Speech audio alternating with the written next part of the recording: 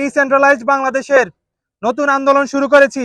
এটি শুধু নতুন আন্দোলন নয়, ঢাকা এবং ঢাকা বিশ্ববিদ্যালয় কেন্দ্রিক যে একটি আধিপত্য আমরা লক্ষ্য করছি, 24 পূর্ববর্তী সময়ে আমরা এটি দেখেছি এবং 24 পরবর্তী সময়ে এটি আরো অনেক বেশি আমরা লক্ষ্য করছি। যার কারণে রাজশাহী বিশ্ববিদ্যালয়ের শিক্ষার্থীরা নয়, শুধু সারা দেশেই আমাদের সাথে একাত্মতা পোষণ করে বিভিন্ন প্রতিষ্ঠানের শিক্ষার্থীরা আমাদের এই আন্দোলনে অংশগ্রহণ করেছেন এবং আমাদের এই আন্দোলনে একাত্মতা পোষণ করেছেন। সম্মানিত উপস্থিতি, আজকে যে ডিসেন্ট্রালাইজড বাংলাদেশ এবং বাংলাদেশের সকল স্টেটকে তার পূর্ণ অধিকার ও মর্যাদা নিশ্চিতকরণের লক্ষ্যে আমরা কিছু সুনির্দিষ্ট দাবি প্রণয়ন করেছি। এই দাবিগুলো আমরা এখন পড়ছি এবং আমরা আমাদের পরবর্তী কর্মসূচি এখন ঘোষণা করে আজকের মতো রেল অবরোধ আমরা স্থগিত ঘোষণা করব।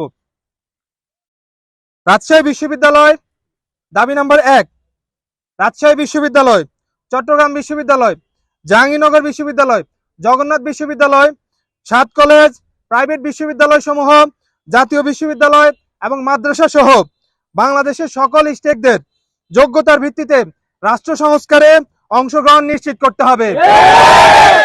সংস্কার কমিশন দাবি নাম্বার 2, সংস্কার কমিশন পিএসসি, ইউজিসি সহ রাষ্ট্রীয় সকল গুরুত্বপূর্ণ প্রতিষ্ঠান ও সংস্থাগুলো পুনর্গঠন করে সবার অংশগ্রহণ নিশ্চিত করতে হবে।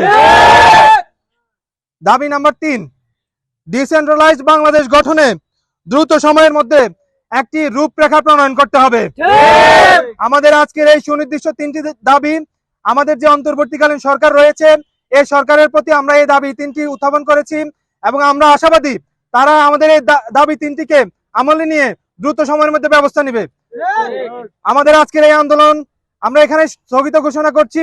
আমাদের পরবর্তী আন্দোলন, পরবর্তী কর্মসূচি আগামীকাল, যেহেতু আমাদের প্রিয় প্রতিষ্ঠান চট্টগ্রাম বিশ্ববিদ্যালয়ের ভর্তি পরীক্ষা রাজশাহী বিশ্ববিদ্যালয়ে অনুষ্ঠিত হবে, তাই জনভোগান্তির কথা চিন্তা করে আমরা আমাদের আন্দোলন দিনে না করে আমরা সন্ধ্যা 7টায় জোয়া চত্বরে আমাদের পরবর্তী কর্মসূচি ঘোষণা করছি।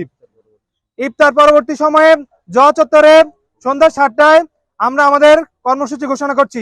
সেই পর্যন্ত আমাদের আজকের এই আন্দোলন সমাপ্ত ঘোষণা করছি।